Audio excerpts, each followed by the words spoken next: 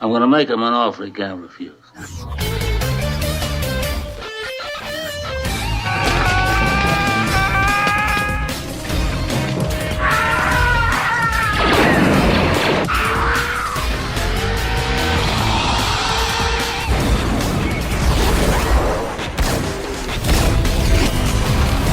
more you talk, the harder I want to hit you.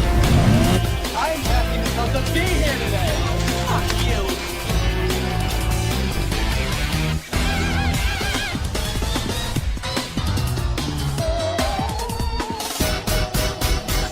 Come on, you want me to drive? No. You're supposed to be suicidal, remember? I'll Anybody drive. a drive? Let's get in the car. Fucking shit. Fuck me in the fucking ass. Fuck you, you fucking stupid cunt.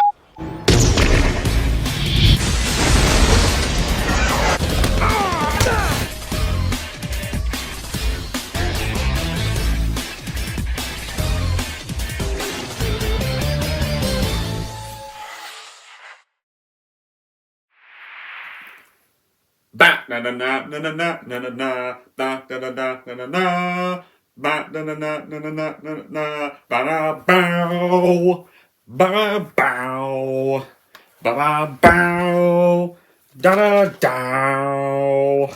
Yeah. Alright, enough of that.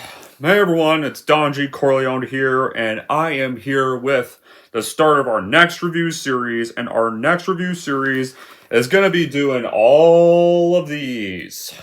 Yep, you mean all 6 of the Rocky films and the 3 Creed movies. Our next review series, basically, starting with the one that started it all, 1976's masterpiece in boxing movies, Rocky. And the film that also made Stallone the star he is now. Some argue Rambo was the one that started it. Well, yeah, Rambo made him a famous action star, but Rocky technically was the movie that actually kick-started his career and led to the film to starring in films like Rambo. That's kind of the thing. Rocky technically came first. But, yeah, without this film, he probably wouldn't have had the star he is now. And yeah, this film has made him famous, but also has led to detractors that, whatever. But, yeah, we are here with the review of the first one, which was from 1976, and was directed by Bill Conti. And our plot of this one, Rocky Balboa, aka the Italian Stallion, is a struggling boxer trying to make the big time. Working as a debit collector for a pittance, when heavyweight champion Apollo Creed visits Philadelphia, his managers want to set up an exhibition match between Creed and a struggling boxer, touting the fight as a chance for a nobody to become a somebody. The match was supposed to be easily won by Creed, but someone forgot to tell Rocky, who sees this as his only shot at the big time. So as my reaction, Rocky, to me, has always been a film that is so influential to cinema and cinema goers. It is a film that launched Stallone's career, made him the star he pretty much became around the 80s to 90s period, made him to launch films like Rambo films, Demolition Man, Cliffhanger, in the first place, sparked many sports movies inspired by it. As for me, honestly, this is easily my favorite sports movie of all time, and one of my favorite movies of all time in general. So how was Rocky made? So, back in the 70s, we had magnum opuses like The Godfather. Rocky had entered development in March 1975. After Stallone wrote the screenplay in 3 days, and entered a complicated production process after Stallone refused to allow the film to be made without him in the lead role. United Artists eventually agreed to cast Stallone after rejected a 6-figure deal for the film rights. And filming began in January 1976, and filming was held in Philadelphia, and other locations featured in the film, like the Rocky Steps, are considered cultural landmarks. There's a reason why the Rocky Steps are easily now considered what people love running up, doing their training on in Philadelphia, who always, whenever they go train, they will run up those stairs like Rocky does. There's a good reason for that. Why it's not considered such a cultural landmark. It's easily because of this film. It's now a popular spot for a lot of trainers in Philadelphia. With a production budget of under $1.1 million, Rocky popularized the Rage to Riches, an American dream theme of sports dramas which preceded the film. After the film was officially shot and fully completed, Rocky would have its premiere in New York City on November 20th, 1976, and released in the United States on December 3rd, 1976, and became the highest grossing film of 1976 when it released and earned $225 million worldwide. The movie got critical acclaim and still continues to get acclaim to this day for Stallone's writing and the film's performances, direction, the musical score, the cinematography, and the editing, among many others, and got 10 Academy Award nominations and won 3, especially one Best Picture. As you all know, it's considered an influential film in the sports genre, one of the most iconic sports films ever made, and one of the greatest films of all time in general, for lots of great reasons. And the theme song, like the one I just did in the beginning, is such a pop culture phenomenon and an important part of 70s popular culture. Then in 2006, Library of Congress got Rocky for preservation in the United States National Film Registry because it's culturally, historically, or significant. And it sparked a number of sequels that we are reviewing. Starting with 1979, Rocky II, two 80s sequels, Rocky III, and fan favorite Rocky IV for a lot of people. Only one bad film, Rocky V. And well, then after Rocky V, we did get a better one. We got a better Rocky V, Rocky Balboa, which honestly, to be fair, just watch that. After Rocky IV, just go watch Rocky Balboa. Just pretend that's Rocky V. That's Rocky V. Like, Balboa doesn't even acknowledge Rocky V. Like, nobody acknowledges Rocky V. Rocky Balboa is the real five. The real five is that movie. So after Rocky IV, goes straight to that. And well, then you got the Creed films, which, yes, I've seen all 3 of these. I only saw these 2 once, and I did see this one, but I haven't shared my thoughts on them because, well, we need to review the Rocky films first before we even review these. But I'm not sure how these 2 or 3 are going to hold up on rewatch. So, but we're now going to review the best one of the series, Rocky 1, the one that started it all. Alright, so here are the epic good qualities in the story of Rocky. So, the first common misconception about Rocky, and something that's inevitable when pretty much you have Stallone playing a boxer for the first time in his most iconic role, eventually, this is a role that would eventually launch him to a category of action stars like Jean-Claude Van Damme, Jackie Chan, and easily, but Rocky's not really just a cheap movie about a man who likes to win a fight or tournament because he feels deserves it. Instead of a fighting movie, it's a movie about a fighter. It changes the context together. Sure, he has fighting on his mind, but he has other issues he goes through in the movie that are demonstrated in the movie. And easily, the whole movie, the movie's really more of a drama. The sequels have more fight scenes. This one's kind of more of a drama on character writing, where there's only really 2 fight scenes, and they add up to about 15 minutes of the film. The rest of the film is meant to be about this man that's never had it easy in his life, but keeps his heart going. And pretty much he keeps his moral and ethics, and keeps on trying no matter the hardships, and he's a man with a dream. An unrecognizable dream, to be frank. But in the end, though, it's about any of our dreams are unrealizable, but we always try to make them realizable no matter what. And this man is given a shot at his dream, like a 1 in a million shot, when Apollo Creed arrives in town. And he's told about that, and he's looking to fight someone. So, it's something we all know we could relate to, but can't really help but really cheer for Rocky at the end of the movie. And the largest portion, is really devoted to the love theme between Rocky and Adrian in this film. And it usually makes this kind of a love story movie as well, and not really just also a fighting movie. Adrian is another part of his dreams, a little bit more attainable, which is why he devotes most of his time every day trying to attain her. But she doesn't really want to open up to anybody, but eventually, a certain amount on the part of Sly's performance, she eventually does fall for the heart deep inside the exterior. So, how do we start off the film? So, we start off the film with Rocky doing these minor little train boxing fights, and the story starts off when world champion Apollo Creed, played by Carl Weathers, rest in peace, wants to hold his title belt for Philadelphia. But he gets informed 5 weeks from the fight date that his scheduled opponent is unable to compete because of an injured hand. And so other potential replacements either booked up or unable to get in shape in time. So, already invested heavily into the fight, Creed decides to give this local contender a chance to challenge it. And Creed ends up selecting our main character, this Italian-American journeyman southpaw boxer who only fights in small gyms and works for a mafia as a collector for this mafia loan shark, Rocky Balboa, who nicknamed the Italian Stallion.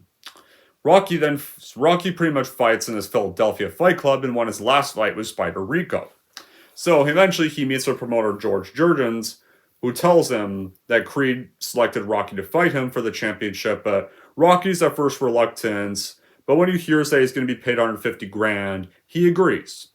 And he goes several iconic weeks of unorthodox training and using like sides of beef as like punching bags in an actual frozen butcher shop.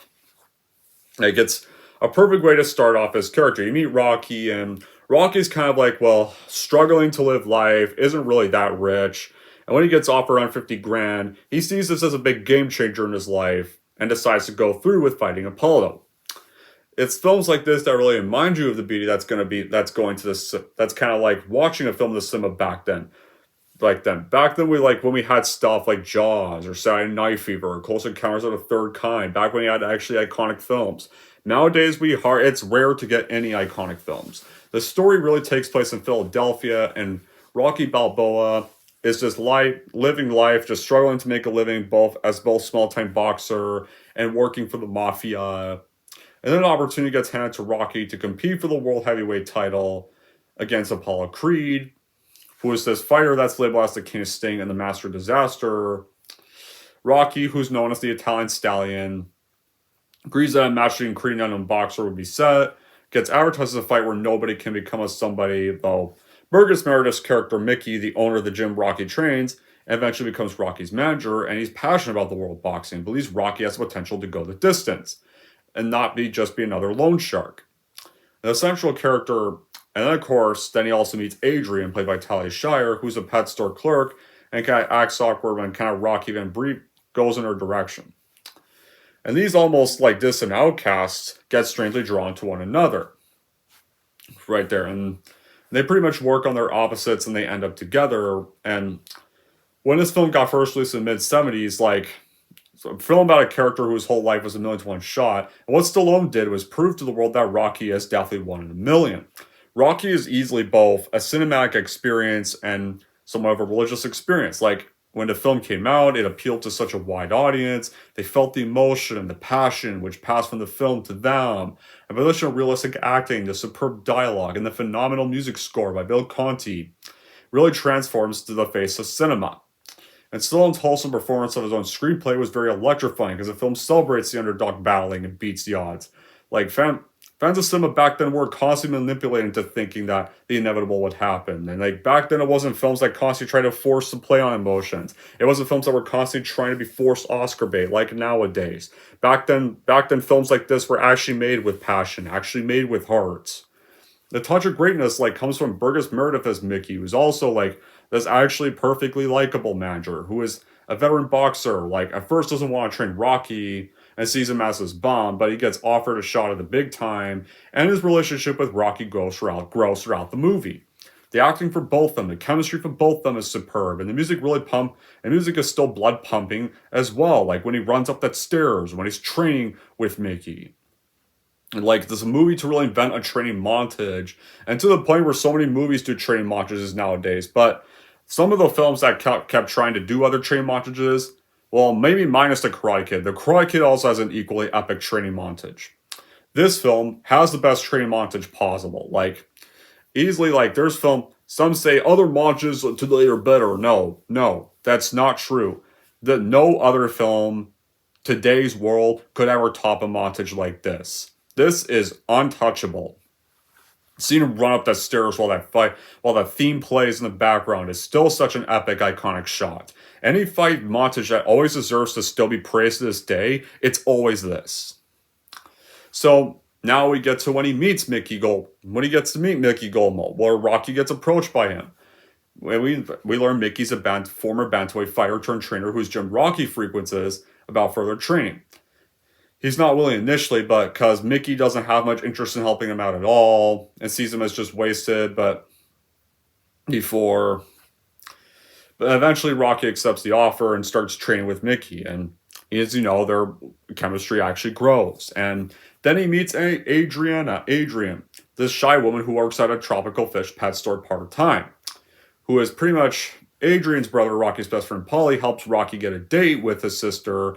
Nowadays, a lot of movies would do this, like, hey, you can't date my sister. Nowadays, they do that stupid running gag nowadays, but no, they don't do that shit crap at all. They actually have this brother, actually be supportive of this guy actually dating his sister. Nowadays they try to make it all funny and try to say, no, don't date my sister, and try to be all the overprotective family member cliche nowadays, which is annoying as shit. No, I like that Adrian's brother actually supports his best friend actually dating his sister, and even offers to work as a cornerman with him for the fight. But Rocky turns that down, though. Then, eventually, though, Polly does become jealous of Rocky's success, but Rocky placates him into agreeing to advertise the meatpacking business that Polly works for sponsorship for part of the upcoming fight, and both of them do reconcile. Then you get that montage where he's training extensively for the championship fight, and while Apollo is unconcerned about the match and puts more effort into promotion than training. The night before the match, though, Rocky visits the Spectrum and starts to kind of lose confidence, though. And eventually he goes, and he get one of Stallone's best performance scenes to date, where he confesses to Adrian that he doesn't think he can win, but he's still willing to go the distance against Creed, which no other fighter has done, so he can still prove himself. Like, this was a film that, while Rocky himself was an underdog, this film had minimum resources and barely had any money in the budget. So this movie was an underdog itself. Like, this was a film Stallone wrote and also fought to be able to play the role of Rocky. They were loan resources. They had to change the story altogether and make it even better. But the story ends up, and what you got in the end with all that payoff was a flawless story. And a story that could really keep the viewers and boxing fans on the edge of their seats.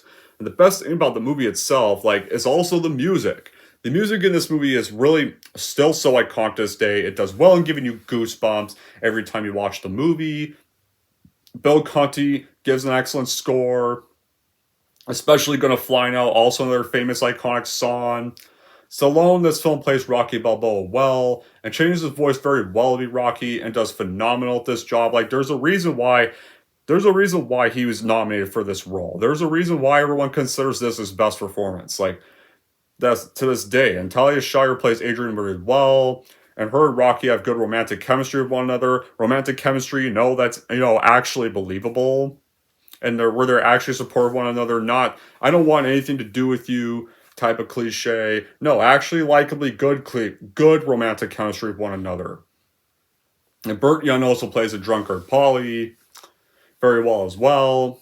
Another entertaining thing about Rocky is how innocent Stallone comes across in his role as Rocky. You actually do feel for him when he's trying to impress Adrian, and she does shrug him off a little bit. And the scene where her brother invites Rocky over, and Rocky is all like, are you sure she knows I'm coming? Or that's a sign of how the guy's clearly been put down quite a few times, and then comes over to his apartment, and then he acts nice and does try to talk to her. He's not trying to do any creepy moves on her. He just enjoys being with her. Sometimes, it's also kind of a funny bit too. Because Rocky can be kind of a bit of an idiot in this scene, but he even admits that. He's at least a sweet idiot, not a creepy idiot.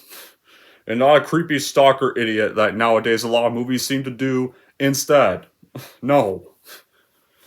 And of course, then you get to that final fight when Rocky actually fights Apollo Creed. After the 2 hours of the drama and the build-up, you get the final fight when he's actually finally able to fight Creed.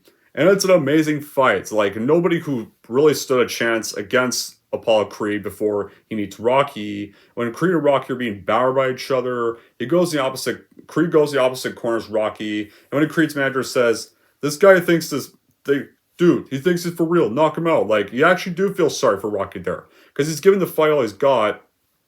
It was just a publicity stunt from the beginning, and he never realized it. So we then get to New Year's Day when the fight is happening. The fight is held with Creed when he makes a dramatic entrance dressed up as former President George Washington and then Uncle Sam. And so Rocky takes advantage of that and knocks him down in the first round. And it's the first time Creed has ever been knocked down throughout a fight. And then Creed gets worried about this and takes Rocky more seriously for the rest of the fight, but his ego never fully fades. The fight then goes on for full 15 rounds, and both combatants sustain various injuries throughout the fight. Rocky gets hits to the head, and gets swollen eyes, and it requires his right eyelid to be cut to restore his vision. Apollo, though, gets internal bleeding and a broken rib and struggles to breathe. The fight concludes with Creed's superior skill gets countered by Rocky's incredible stamina toughness, and he's not an unbreakable will to fight on. And then the final bell sounds, and both the fighters promise each other there's not going to be a rematch after this. Like, director John G. Avildsen. Oh, that's what I should have said. Like, I should have easily said, like, I forgot. It's like the music was by Bill Conti. It's actually not directed by Bill Conti. I screwed it up. It's directed by John G. Avildsen. Never mind that. It's directed by John G. Avildsen. He really manages to, John G. Avildsen, what I should have said, manages to all aspects of his film with aplomb. The final fight between Rocky and Apollo being the showstopper, a battle of wills, and both combats get pushed hard to their limits. And the iconic score really makes it an uplifting classic of the 70s. Like, it's a film that really grabs the viewer's hearts and shows you that any dream actually could happen, and just be true to yourself. The journey is itself the victory. The people you love and the people you treasure. Some of the best films are usually like that.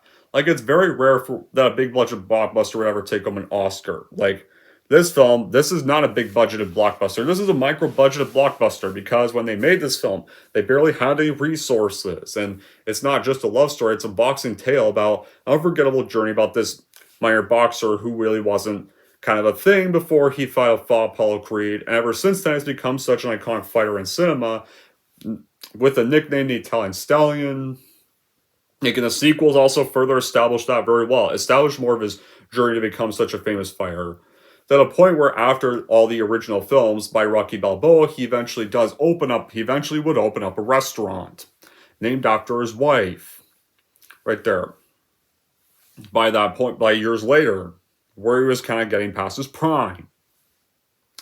And of course, like now some people will be wondering, nowadays, like, the big fight, like, only takes about 10 to 15 minutes of screen time, and there's not much fight scenes in the movie. Like, that's the thing. The first Rocky is kind of meant to be more about the character development and the journey.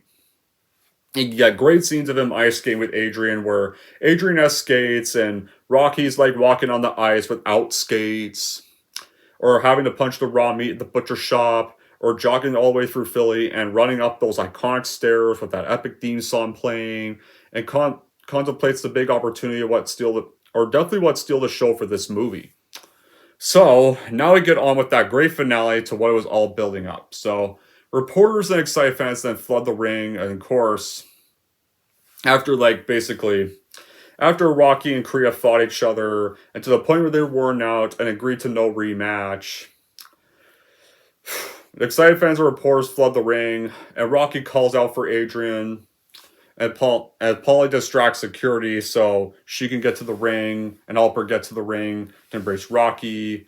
Though, while Rocky doesn't really win the fight because the Jurgens decide that Creed's the winner of a split decision. Then Rocky Adrian embrace and announce that they love one another, and they officially cements them as one of the best couples of cinema. They don't care about the outcome of the fight, and they just now have each other. But that is how the first Rocky movie ends.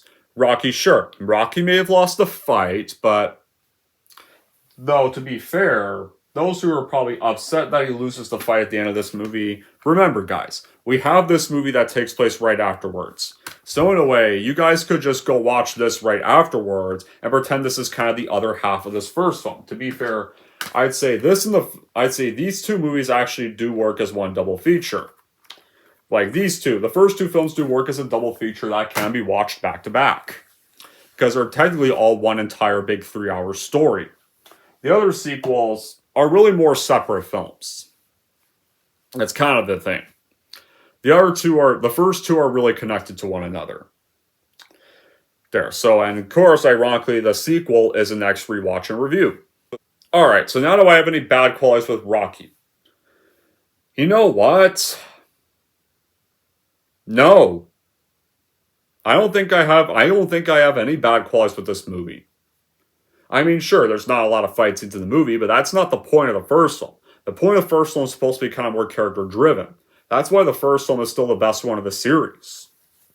It's kind of meant to be a more character driven movie. So, I don't have any bad qualities with the film because I think Rocky is a flawless masterpiece that is worth the watch for Stallone fans and boxing fans. Especially if you want to see the film that actually made him iconic and famous. Some can argue Rambo made him iconic and famous, but honestly, no, it was this movie. It was this movie that made him iconic and famous and got him roles like Rambo in the first place. This is what really kick-started his career. So in the end, Rocky is definitely worth a watch and buy for your collection for sure, no doubt, if you want to see the start to an amazing boxing series. Anyways, that's it for my epic movie review of Rocky, and if we're going to rank Rocky, here's how I'm going to rank this movie. So overall, if you are a fan of boxing and want to see the movie that launched Sly into the stardom, then I would totally watch it by Rocky for your collection for sure, no doubt. And if we're going to rank Rocky, I'm going to give Rocky a full-blown 10 out of 10.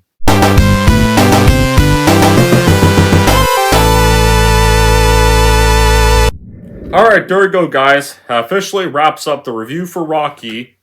So, first one is done, and about 1, 2, 3, 4, 5, 6, 7, 8 left to go.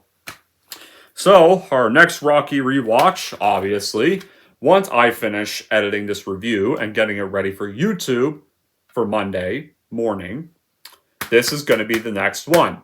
For Tuesday morning, Rocky 2. So, oh wait, no, don't put that away. We need that. I'll just put that to the side for now. Because I'm going to need to pop that on the TV later to watch it. But yeah, now I want to know in the comments down below what you guys thought about Rocky 1. Whether you like this film, whether you prefer some of the sequels more. And until then, guys, that will be it for this epic movie review. Thank you all for watching. If you like this and want to see more, don't forget to like, subscribe to Don G. Corleone.